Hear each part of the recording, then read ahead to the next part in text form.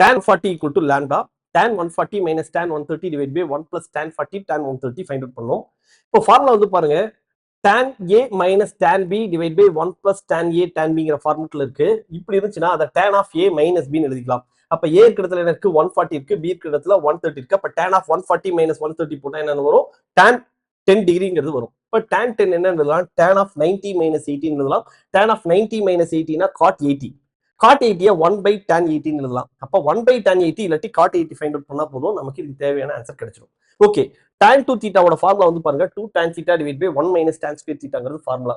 அப்ப tan 80 first find out பண்ணலாம். tan 80 னா 2 theta இருக்கிற இடத்துல 80 னா தீட்டாவோட வேல்யூ என்ன 40 டிகிரி. அப்ப tan 80 is equal to 2 tan 40 divided by 1 minus tan square 40. ஆனா tan 40 தான் என்ன சொல்லிருக்காங்க lambda அப்படிங்கிறது கொடுத்துட்டாங்க. அப்ப 2 lambda divided by 1 minus lambda square வரும். அப்ப 1 by tan 80 யோட value 1 minus lambda square divided by 2 lambda. இதுவே ஃபைனல் ஆன்சர் தான். இல்லனா cot 80 யோட வேல்யூ என்ன சொல்லலாம் 1 minus lambda square divided by 2 lambda னு சொல்லலாம்.